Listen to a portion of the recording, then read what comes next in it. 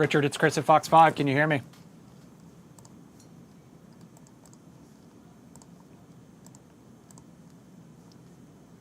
Test 1 2, test 1 2. Richard, this is Chris at Fox 5. If you can hear me. Hello, Chris. How are you, Chris? I'm good. I can hear you loud and clear. Just a heads up, we have a little bit of breaking news off the top of the show here at home. We're going to hit that. Then we'll get into our other stories and come to you. So you'll still be in the first 10 minutes. Okay, Chris, thank you so much for the heads up. Maybe 5 or 10 minutes after the hour.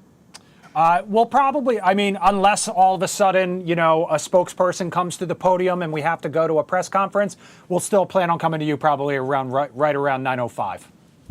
Okay, thank you, Chris. No Nice to problem. hear from you. Thank you. You too. I'll check back in just a bit. Thank you.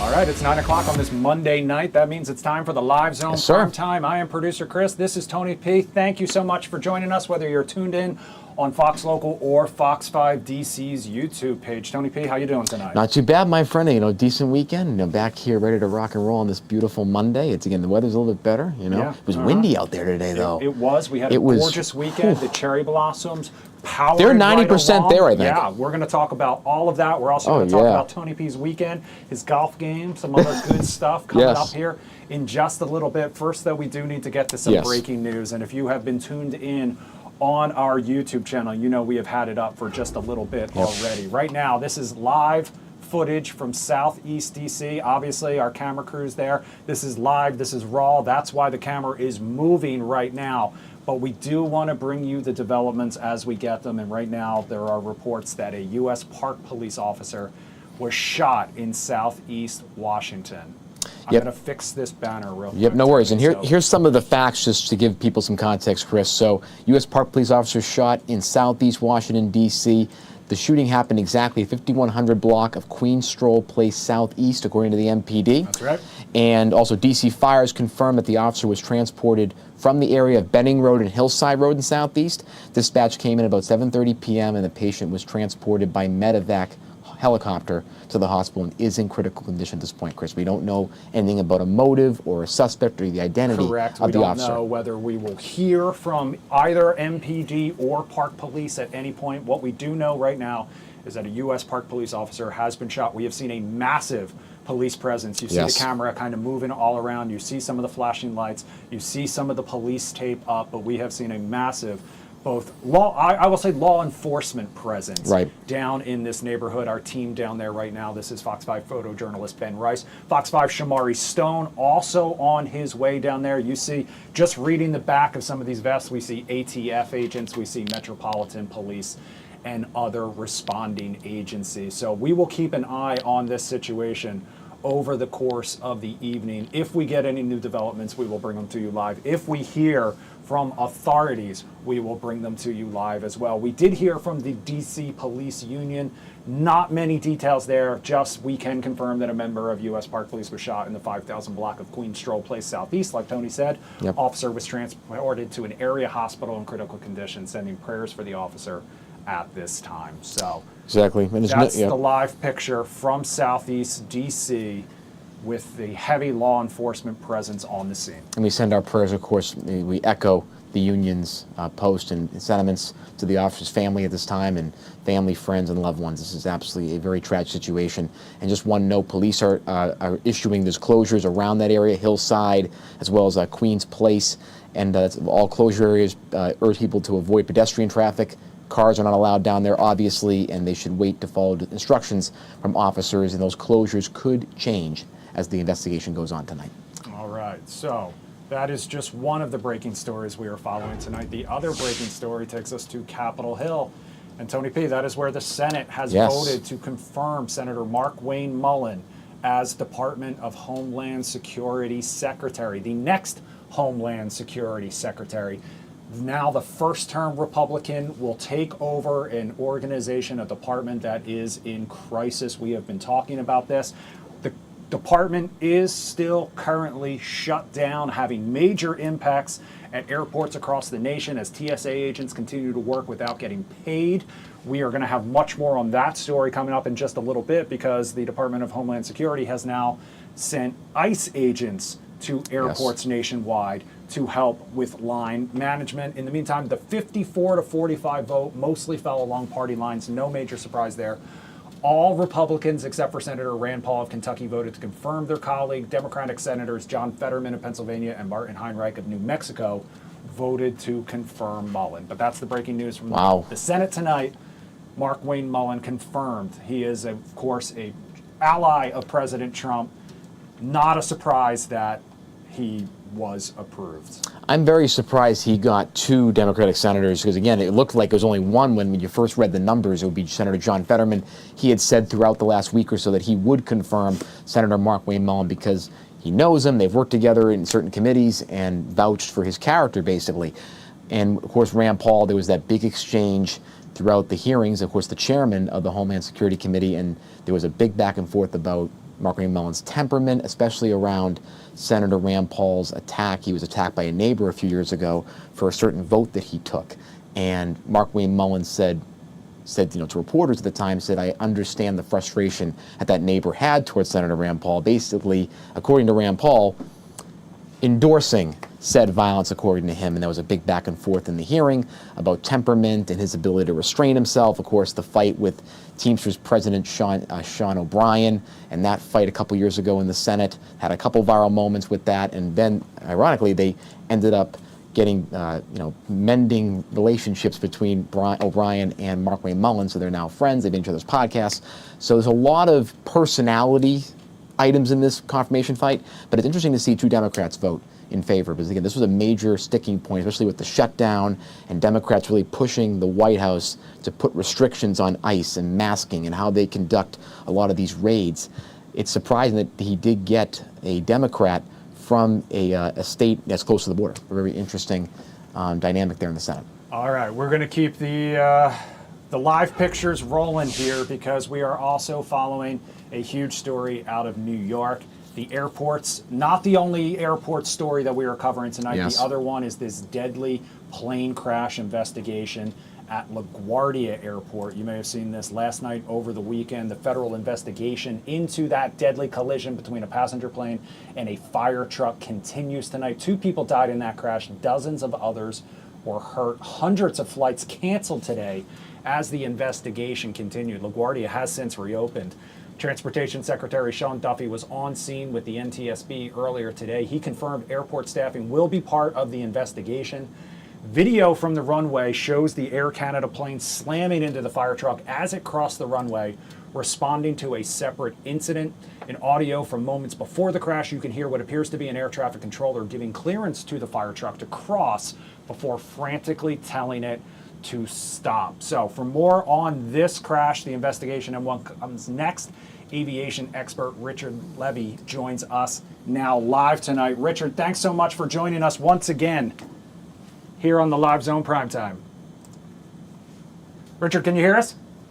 I can hear you Yep. loud and clear. Glad to see you, Chris and Tony P. Good to see you, Good to and see I'm you. sorry that it's always under such serious circumstances. But Richard, for a lot of people, especially here in Washington, D.C., this might have some major echoes of what happened at DCA last January. This time, though, the collision on the ground involving an emergency response vehicle. How does something like this happen, in your opinion? This is, Chris, this is not pilot error. It's very early. We all know that, of course. But very often people jump to conclusions, say pilot error. Nope. In this case, the controller, for some reason, had a lapse of attention, and that's going to be investigated, of course, and cleared what we call ARF, Airport Rescue Firefighting Emergency Equipment, to cross runway 4. The controller had just cleared the Air Canada regional jet, Jazz, to land on runway 4.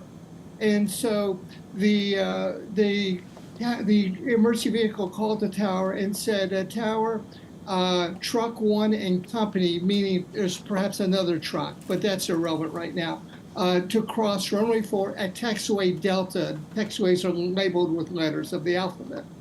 And the controller approved it and said, truck 1 and company, cross runway 4 at Delta. The truck replied, you do that air traffic control communications. And soon as the controller realized what he had done, he said, stop, stop, stop, stop, without even addressing the name of the vehicle. But it was too late. And then the Air Canada Express jet ran into the fire truck.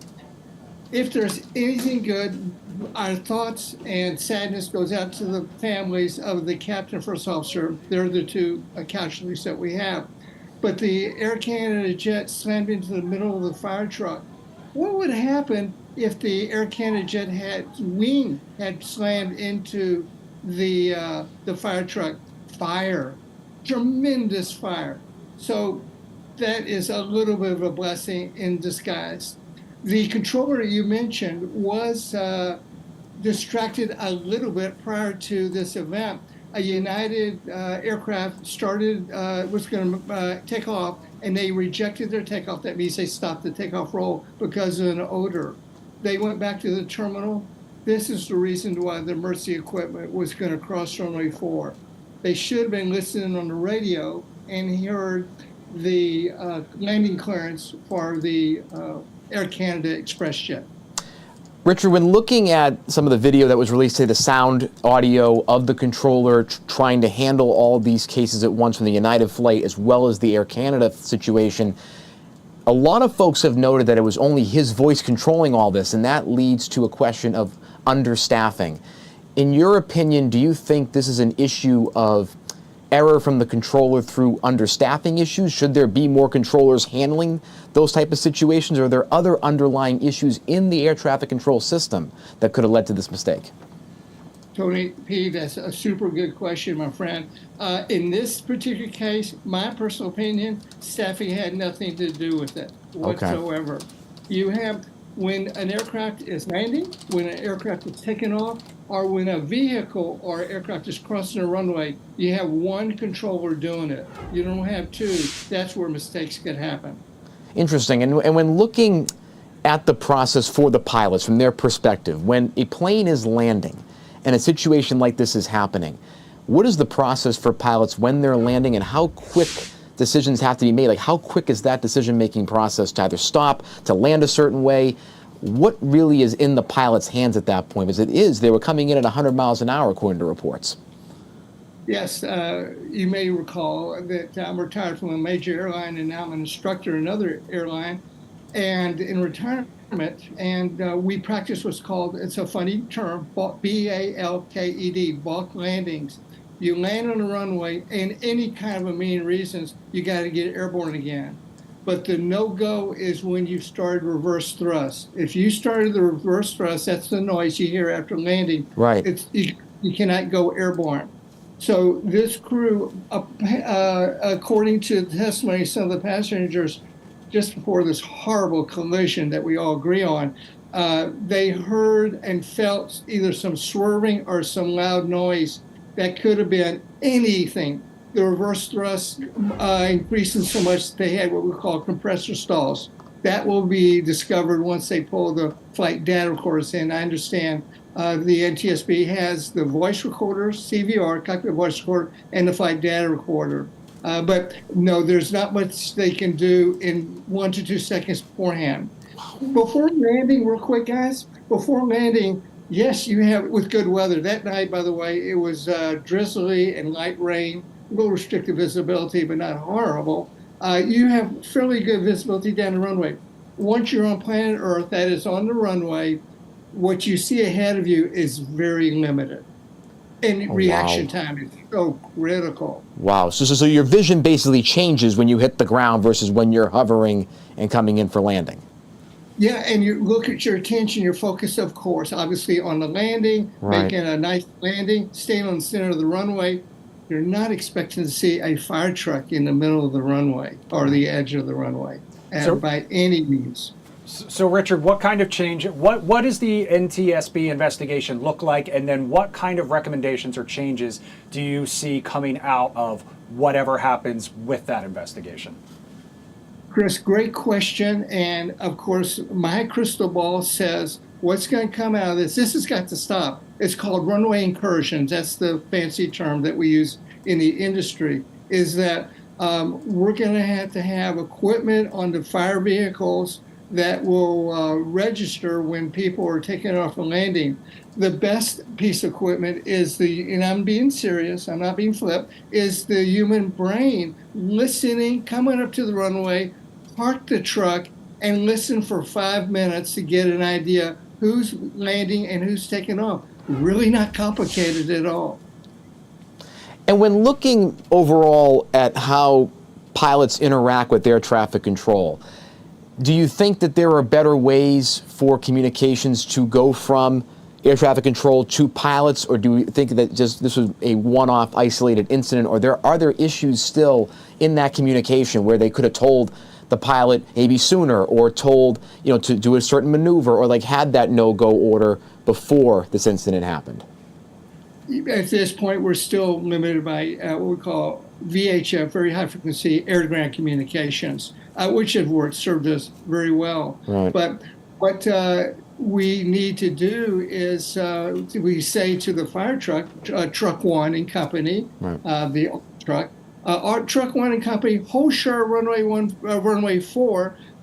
We have a regional jet landing right now. Advise them, don't just clear them to cross. Inform them of what's going on, even though if it sounds redundant. Who cares?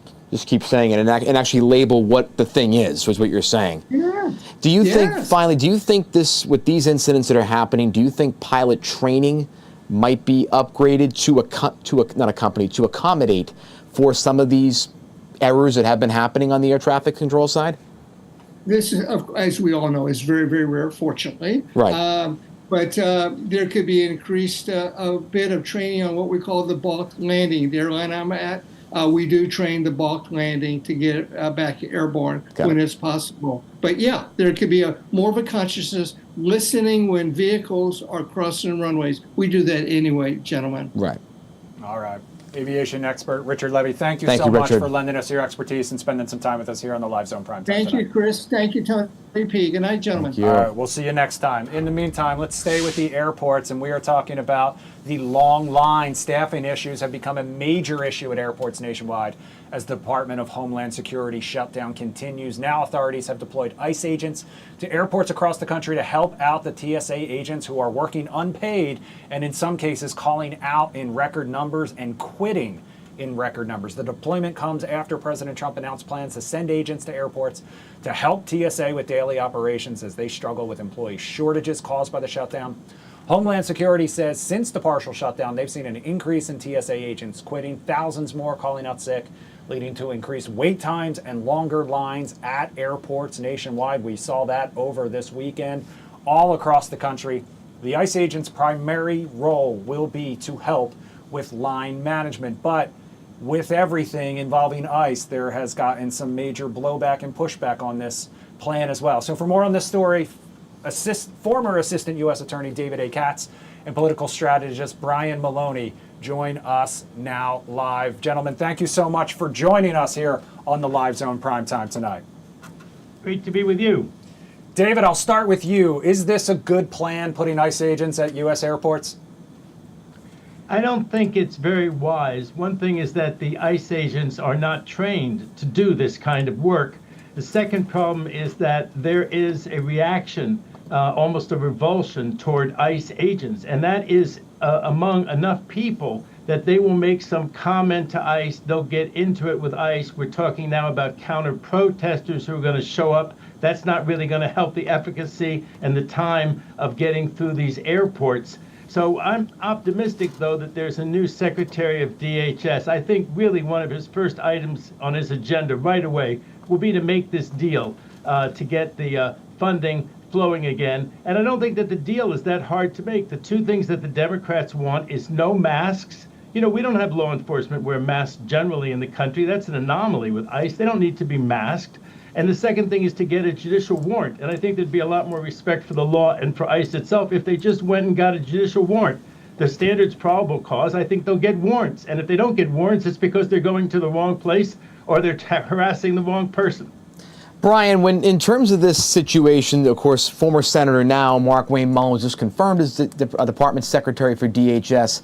How do you think this moment impacts how he starts his job on day one? Do you think he tries to go make a deal with Democrats, or do you think he tries to manage what the president has now basically put on his desk for him?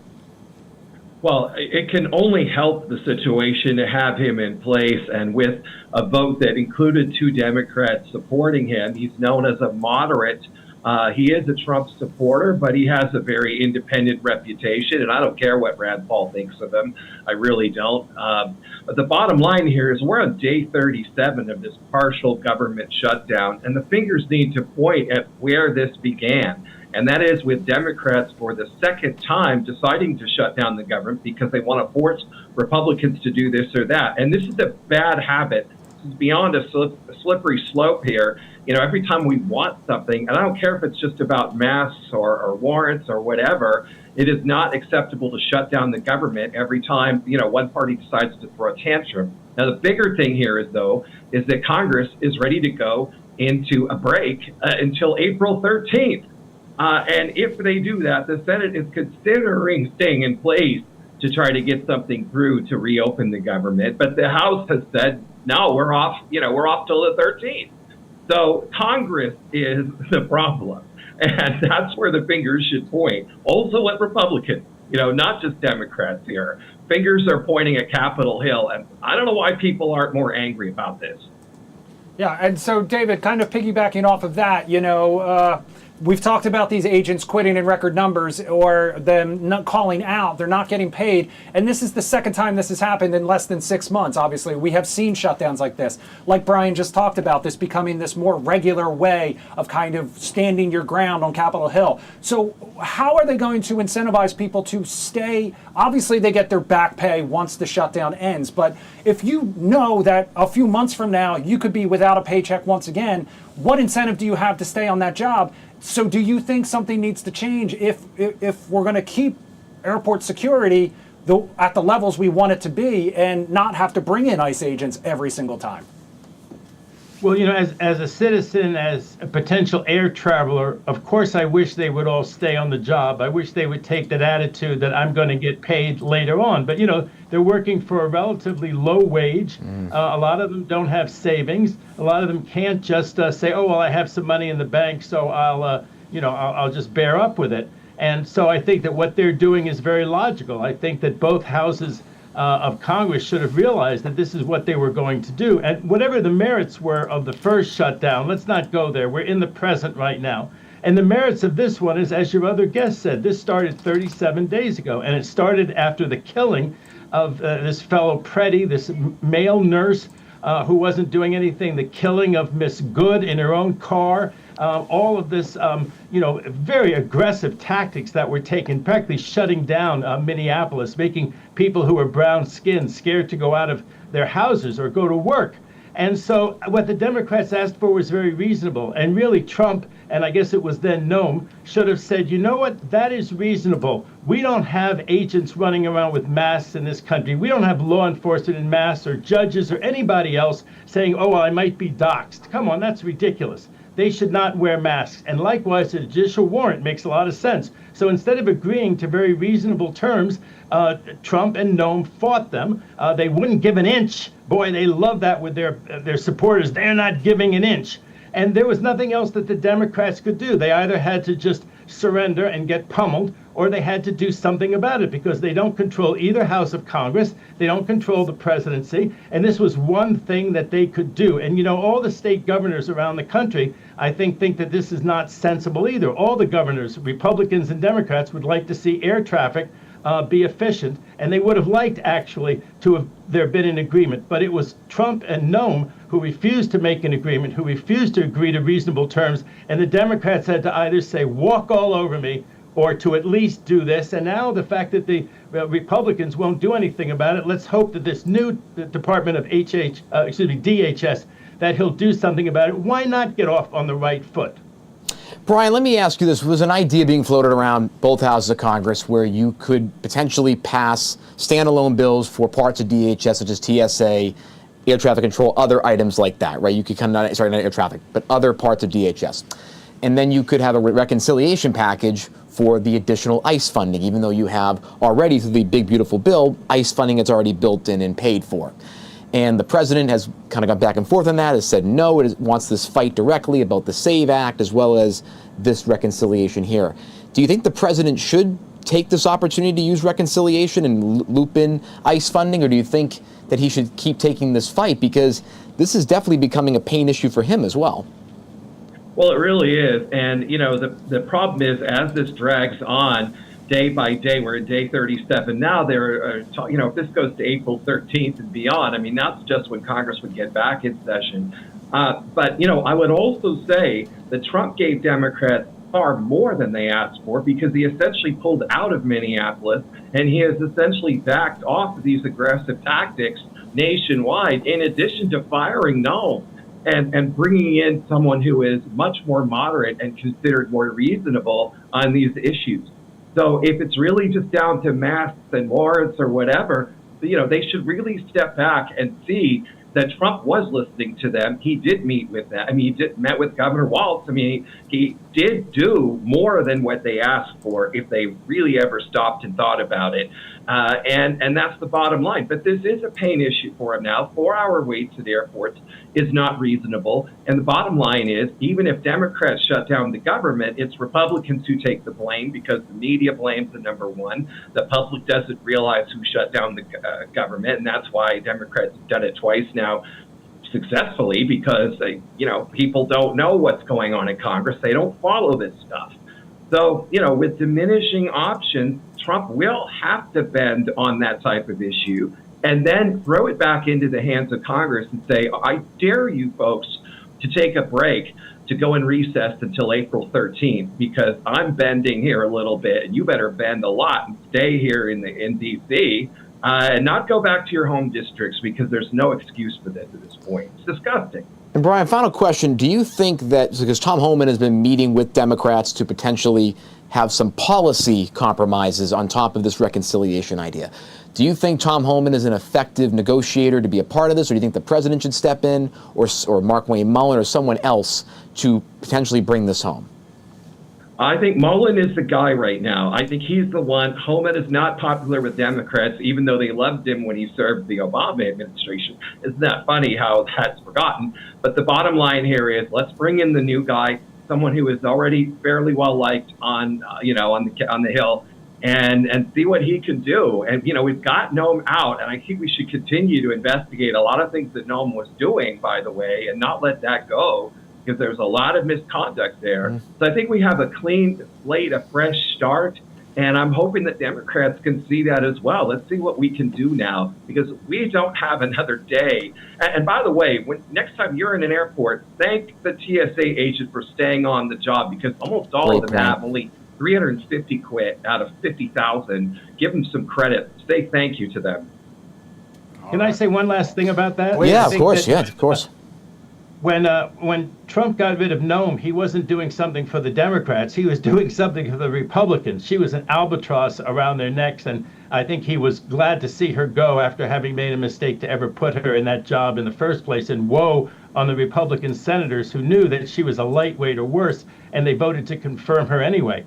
But I think the issue is, now that we are down to those two things, the judicial warrants, they make sense. You know what an ICE warrant is? It's one ICE agent who wants to raid your house, and it's another ICE agent who signs it's okay for them to raid your house. We need a judicial warrant. The rule of law, the Constitution, this country is built on a man's home is his castle. They cannot go into your house without a judicial warrant. That should be easy for Trump to agree to. And the masked men, we are not a country with masked law enforcement all over the place. That's third world countries. That's banana republics where there's no identification of who your tormentors are. That should be easy ones for the Republicans to agree to and get this thing over with. We could start flying safely in a day or two. All right. Former U.S. Attorney David A. Katz and political strategist Brian Maloney, thank you both for spending some time with us here on the Live Zone Primetime. Great to be with you guys. Hey, guys. As always. All right, we're going to take you back out live to that scene in Southeast D.C. where a U.S. Park police officer was shot earlier this evening. Our crews are there live. We are standing by for more information. We're going to step away, take a quick break. When we come back, we're going to lighten things up a little bit, though, because we are talking about a groundbreaking new drama series with a big name star. And coming up next, he is going to join us live. We are talking about Max Chmerkovskiy. We'll be right back.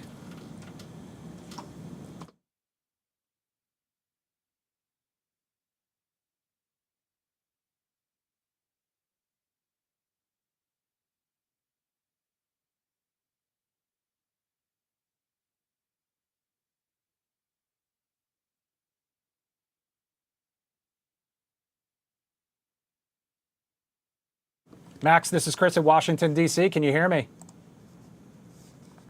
I think you might be muted, just a heads up. Well, you, Chris, sorry, I hear you loud and clear. Perfect, and I hear you. All right, you're coming up after our commercial break, so just about a minute and change away. Thank you so much. All right, thank you.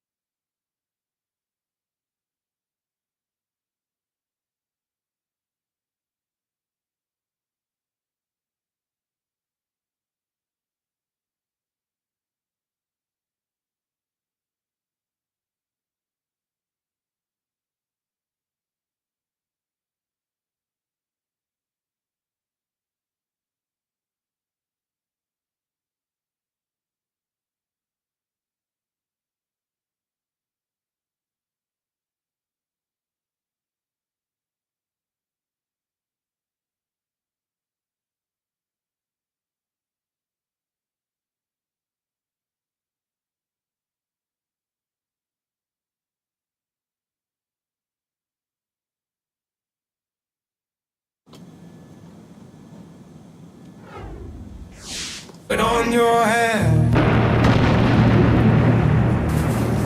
Leaving your head. Don't. Wanting fire. You're not going anywhere until I know you won't try to hurt yourself again. How do you live like this? Can you untie me? I'm not gonna run away and kill you.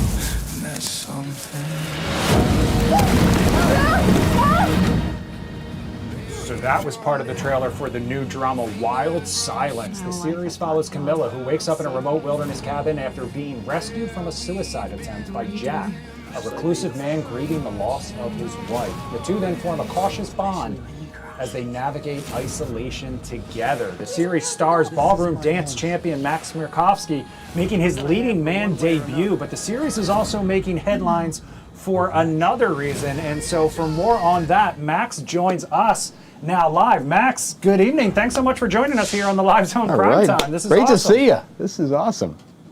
Good evening. Thanks for having me. This is an amazing entrance. So we try. Intro. Yeah, no, it's new for me. It's my first introduction in a leading man role. I'm just humbly saying that this is still new, but I'm a big fan of the genre. It was a great opportunity to be part of something that is the way we are consuming medium nowadays. You know, it's a vertical format, but not just by turning the phone, but by creating something for that type of visual. You know, and so that was very interesting to be a part of, to understand technologically what that is, where it's going, and also to be a part of the first of that type of vertical that is, you know, it's written different, it's not frowned upon, it's an entrance into a broader, you know, movie experience than what it used to be. Right. Now, let me ask you this. So you mentioned it is different from how it's written. As an actor, getting into a role like this, which again, I mean, I was getting a little scared and tense watching that trailer there. When you talk about getting into a role like this, it's vertical, it's pretty close up. How does that change how you as an actor get into a role like this and embrace the character? Are there certain ways you tell the story that are different to get it to a vertical? Or is it still very similar to, you know, more of a widescreen approach? I mean, so for purists, actors nowadays, verticals were like, if you're going to talk about the beginning days of soap operas back in the day. Yeah. You know, it was also frowned upon. It was also kind of like cheapened medium. It's not what you want to be a part of. And so most of the Hollywood is stayed away from it up until now. But vertical has proven itself as a space in Southeast Asia and Asian countries. It's viewed by billions of people. And so United States caught wind, obviously studios caught wind, and now everybody's entered that game. And so what I mean is that now, you know, this is something that's with us, and every studio is out there trying to shop for the right type of way to present another vertical. Right. And what I meant is that up until this particular vertical, Wild Silence was written from the heart. It was written the right way, presenting a story by someone who is proficient and understands the delivery of vertical process. And what I meant is that up until then, the scripts were not very well written. It wasn't something that actors who pride themselves on being that wanted to touch. So I was proud to be a part of something that was prepared in a different way. Wow. So Max, what's really interesting to me about this is, in addition to it being kind of on the forefront of this vertical video, it's also on the forefront of these micro dramas. You are telling full episode stories in less than 2 minutes sometimes. Talk to me a little bit about how you kind of like really prepare to convey that much in that short of amount of time. And I mean, really, sometimes, you know, it's great that people can sit there and watch 10 episodes. They can binge it while they're sitting on their phone. But it really takes a true talent to really convey what you want to convey in that sort of time period. Exactly. And so that's when I realized the importance of the writer and the director. And when it's one person, it's even better, because then whatever was presented comes out of one head, and then that person has that vision in mind of the end result. But here specifically, you're correct. This has to be jam-packed, if you will, minute episodes. And I found it very interesting in reading the script. It has these dotted lines every time this new episode starts. And you start seeing that every episode has its own little micro version of a, conflict and resolution, a drama, and off the cliff, a cliffhanger. So it was also very well written. But because it's micro drama, because it's jam-packed, because it's for that type of audience, I felt like we filmed like 2.5 movies worth of action, of romance, of different type of things. So it was a very interesting experience. It was very exciting for me experience. I got to be out in the woods of Georgia and outside of Athens, and I just met a wonderful community, all pros that are familiar and worked in Hollywood. So, I was in incredible hands and just saw this process as something I definitely want to be a part of moving forward. And also, I believe that verticals were just starting to see. I am going to end up being the first who kind of like publicized this opportunity.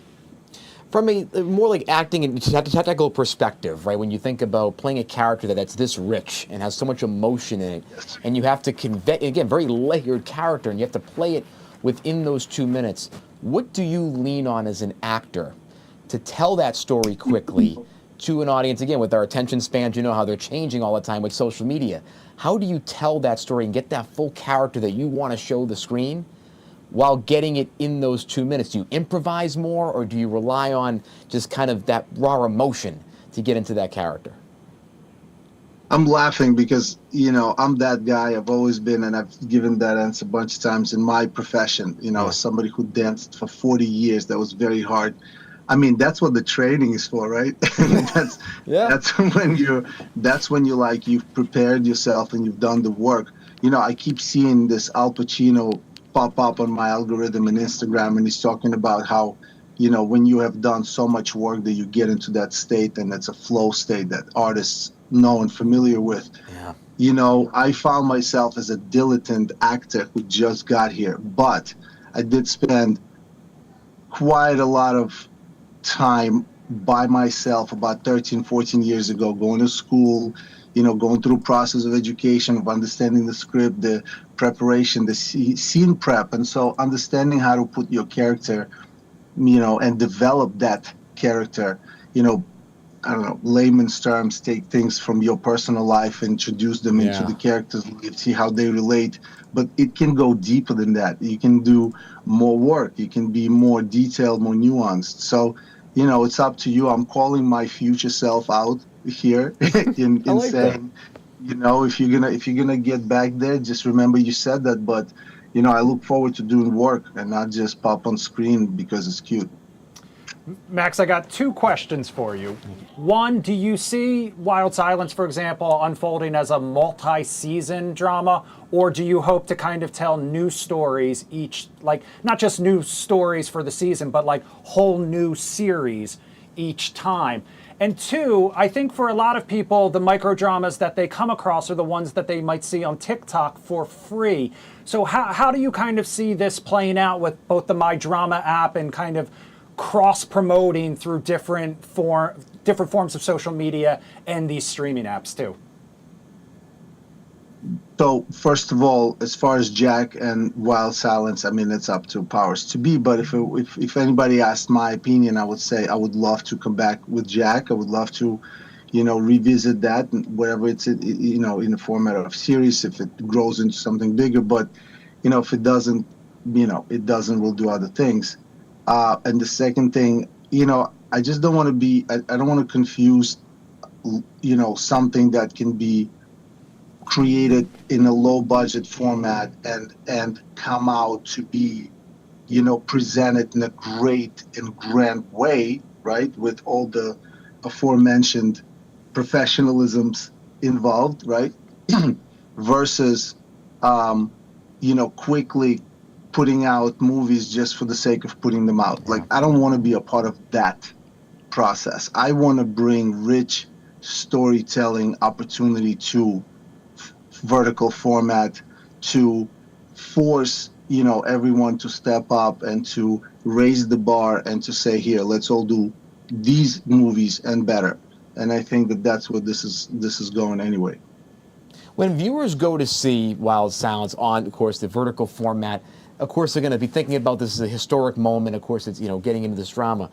What do you want audiences to feel about your character and their role in this journey? Again, dealing with grief, also trying to help someone in their own path of grief. Like, when you look at this character, how do you want the audience to resonate with that character? And what do you want them to find as a moral or as a lesson as they really go through this series?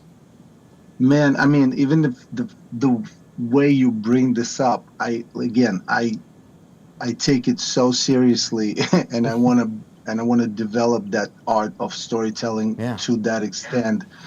The looking back, I pat myself on the back. I'm not gonna lie. I'm gonna just be like, dude, you did a great job. But I also said, dude, you got a lot of work to do. So what I want people to get out of it is that they were able to step away from seeing Max from that show and saw a character and went through the storyline with him and did not get distracted, because that would be sort of like what I want to lean into. But the second thing, in terms of all of those things that you said, it was such an out-of-body experience for me to go into this mode and be a part of this process. The fact that we shot in remote sort of area outside of Athens, Georgia, in the woods, you know, helped a lot. There was no traffic, there was no distraction. So you were really able to be in it. I wish that they take out of it that, you know, suicide is not a way out. I wish that they take out of it that, you know, loneliness and choosing to be by yourself in the woods is also not a way to deal with stuff. And, you know, and I wish that they see that there's happy end possible at the end of it all. So, Max, let me ask you a question. One of my final questions for you is, you know, Hollywood has been pushing the big screen, the biggest screen possible. They have kind of looked down their nose at watching things, whether it's movies or TV shows, on your phone. Obviously, you are on the forefront of this new thing. Have you felt any pushback from Hollywood? Do you feel like they are embracing what you are trying to do? And is there room for both? Yeah, I mean, I believe that we're going through everything that radio went through, and you know, the way we consume those type of mediums. I think, you know, the cinema is still evolving, and I think tech is gonna drive that, you know, process, and it's what's driving the process of us turning the screen and making it vertical, you know. But eventually, I believe we're somewhere in the middle. There's going to be a moment where that device comes out that lets us do that thing and watch it this way in that format. My thing is that if you know, my cha-cha is not going to be replaced by AI. I'm sorry. I'm that guy. I don't believe that that's going to take me off stage. That my age is going to take me off stage. You know, it's not for today. I'm still in good shape. As far as acting, you know, there are people that are selling their image and likeness. You know, Ben Affleck's of this world are developing AI, you know, studios that would replace probably half of working force. I'm not sure if that's his goal. I'm just saying, you know, the things happening, but a human element, as far as entertainment is concerned, is never going to go away. It's universal. It's you know, centuries old. It's at the beginning and at the end of us celebrating each other, of us trying to feel things. So I think it's still going to be a human interaction. I don't care which tech you use to watch me, as long as I convey what you want to see. And listen, if I can scratch a surface of our success in Dancing with the Stars, in dance with my acting, I think I'm going to be a very happy man. One of the things, I'll ask one acting question, then kind of one movie world question. So the acting one is about isolation. You play, of course, a character that's very much in isolation. Both these characters are. But how did you prepare for that isolation, and how did just being in that remote area, being around all this in Georgia, how did that inform your performance as being someone isolated and trying to convey what that feels? I felt that in the content, like how like that was so real. So how did you portray that isolation and give that out to the world? First of all, thank you for saying that you felt that. And secondly, yes, of course, the surroundings helped. I have to mention, again, it's going back to what I said. It's not about, making a movie that's low budget. It's about making low budget look like a movie. And the people that are out there, the production company, Skyframe, I got to give him the props. Alex, who was our co-star, he was the bad guy. He and his team are phenomenal, and these are consummate professionals that have been in movie industry for a very long time. They have notches and notches under their belt. So it's them, who get the flowers. I'm the go stand there and do this. As far as my mental state, I'm very good at being by myself. I have 3 kids. I have a wife.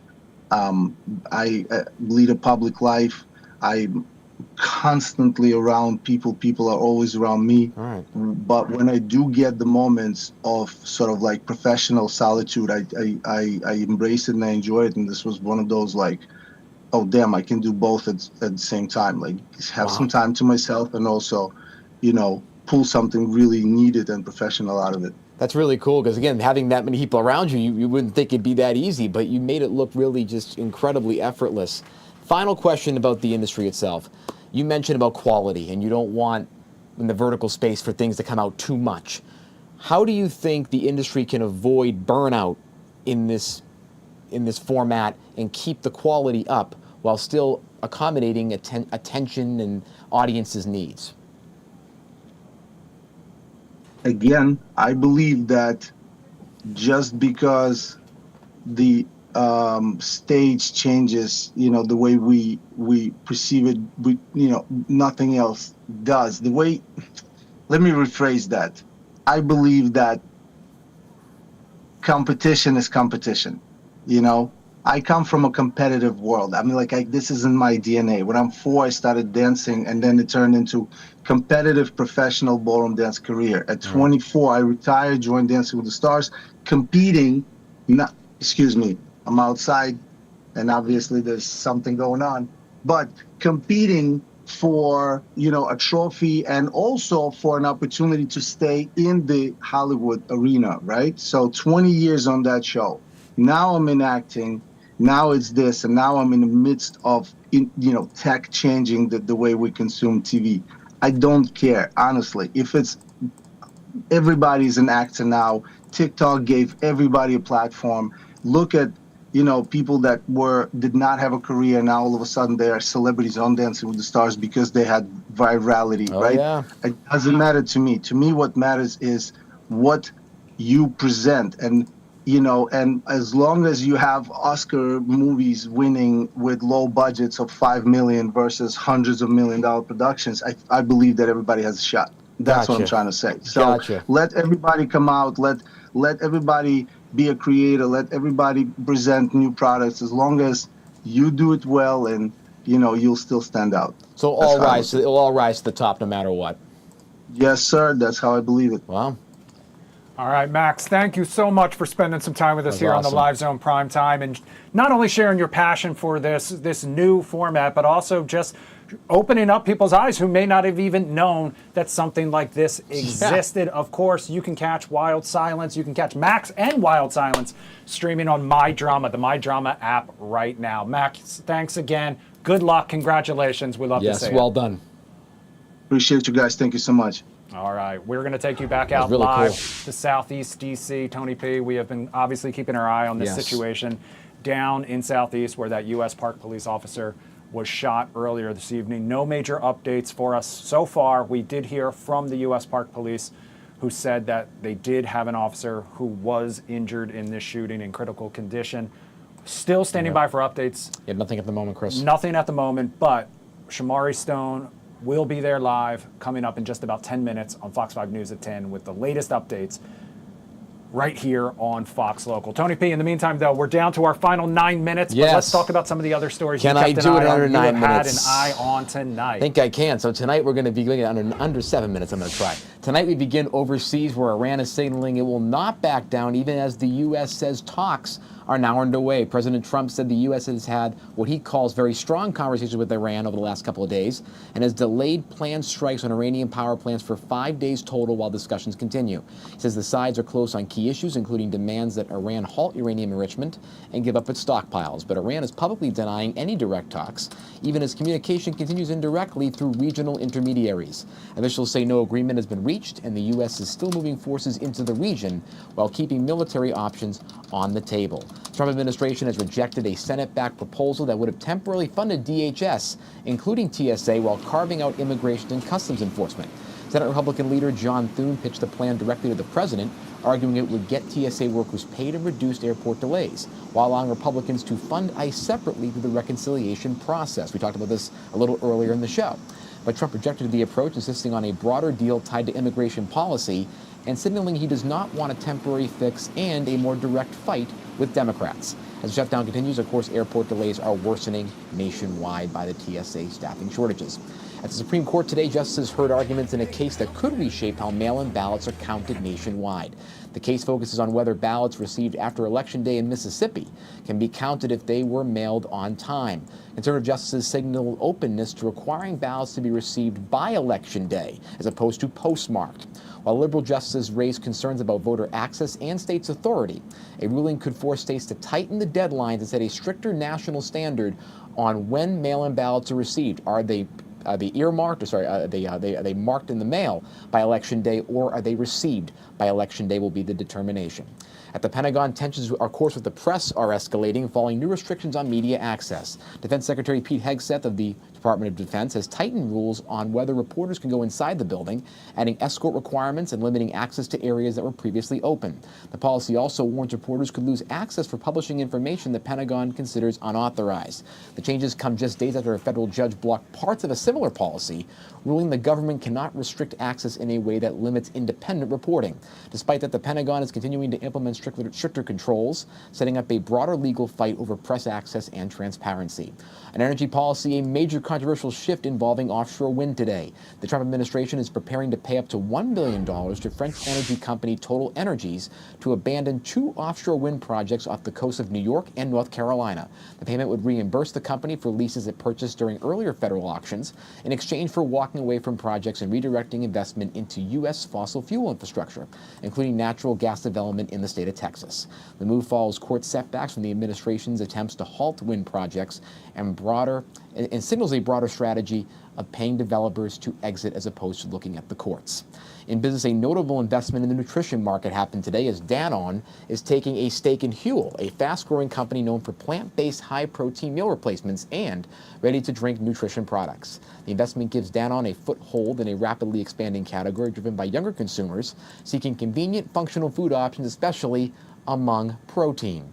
In manufacturing, Toyota is expanding its already major U.S. investment base. The company is announcing new spending aimed over $1 billion at strengthening domestic production and supply chains, including upgrades to existing facilities, and it balances traditional vehicle demand with the transition towards electric and hybrid models, which of course it has faded back on under the Trump administration's guidelines. In the world of entertainment, a major Marvel project is moving forward. A second season of Wonder Man is in development, with Yahya Abdul-Mateen II returning into the lead role alongside Ben Kingsley, continuing Marvel's expansion into streaming content overall. Also in entertainment, a major civil ruling involving Bill Cosby. Cosby has been ordered to pay $19.25 million after a jury found him liable for sexually assaulting a woman at the Playboy Mansion in 1975. The award in the damages includes both compensatory and significant punitive damages and comes as part of a broader wave of civil cases made possible by laws allowing decades-old allegations to be filed. Cosby has denied the claims, but the ruling adds to an ongoing legal fallout following the overturning of his criminal conviction in 2021. Yeah, and an update that we just got from the AP, they actually awarded her nearly $60 million. Oh, wow, got upgraded. In Oh, a wow. second phase of the trial this Okay. afternoon, they awarded her an additional $40 million Yes, good to in know. punitive damages. Good to know. So that would be up to about probably like 60 $60 million total, plus the million. 19.25 at that base. So again, this comes from a case in 1975 involving a woman at the Playboy Mansion. And of course, those laws that have been changing across the states, that decades-old cases can be opened up. And so that is part of this from the case of Bill Cosby. And finally, a celebrity relationship update. Kelly Osbourne and Sid Wilson have reportedly ended their engagement after several years together. The couple share a child, and reports say the split is recent. And that will do it tonight for What's Around the World here with Tony P. Around the World with Tony P. Yeah, And he working on did it. it with almost 3.5 minutes left to spare. I didn't even breathe. He didn't I kind of even I spoke a little bit breathe. too fast in some of those moments, but, That's- no, but you I'm did- getting there. you did perfect, sir. You did I'm getting perfect. there with the. All right, we're going to keep that live picture up brevity. for you in the meantime as we count down to the top of the hour. But Tony P, we did tease at the top of the show the cherry blossoms, for one. The Yes. cherry blossoms, if you are planning to go see them, mark your calendars now. We are already in stage 5. We flew through Yes. stages 3 and 4 over the weekend. We didn't even get to talk about peduncle elongation. I know. Because it happened over the weekend, unfortunately. So we're That's a already great at stage phrase, 5, isn't it? which is like the puffy white, and Yes. then those blossoms will open any day now. The National Park Service still planning peak bloom sometime Yes. for later this month. Let me double check what I had in here. It was last week of March, right? 29th to April Yeah. 1st. It could happen sooner than that, but Good. temperatures are going to be a little bit cooler, so we'll see if that slows things down a little bit. And then we have to talk about your golf game, because I saw you out 9 holes. Tony P, you looked good. So And I listen, must say, this is spoken can I be from the honest? viewpoint of someone who is not good, who is still a rookie, has not gotten to get out on the course. The links for a while now. Now I got to be honest. So that video was from the fall of last year. I just lied to me. didn't. I had it in the vault, so I never brought it up. I never put it on the actual. Oh, thank you. It's been bothering me. Oh, all sorry. night. There it is. sorry. See, on Friday I was really dressed up to the nines, so today is casual Monday. That's okay. But I'm okay with that. I will say this overall. So I had the video from September of last year, early October, and I didn't post it for some reason. I wanted to really start doing these 9-hole rounds as a kind of a content experiment, if you will, kind of like we're seeing with the vertical dramas, right? And so I did that today. Let me ask you a few other question. things I want to add. I played today, though. I did play today, and it was windy out there at East Yeah. Potomac. It was so windy. I was surprised. How windy was it? I don't know. No, it was really much like you're in a wind tunnel. And I luckily had hairspray on. Oh. So I had that Billy Mays wind tunnel tusted mighty putty hairdo going. Tony P, so that worked out well. Honest question for you, Yes. okay? Because this is always what Okay. I tell my wife. This is my major hesitation to really like get into All right. golf, and part of it is the fact that like I always have a fear of like holding anyone else up, which is why I go to like Rock Creek, for example. That's smart. Anyone who goes to Rock Creek knows that whoever else is there is not maybe necessarily at the top of their game.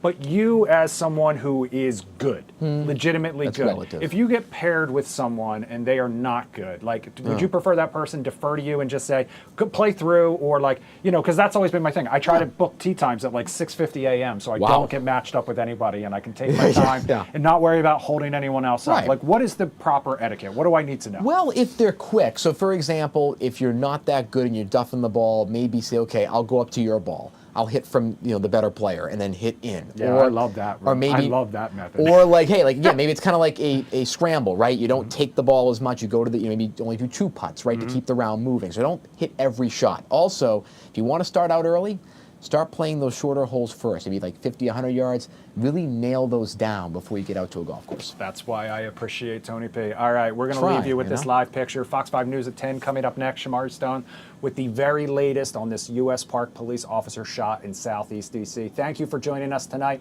here on the Live Zone Primetime. We'll see you tomorrow.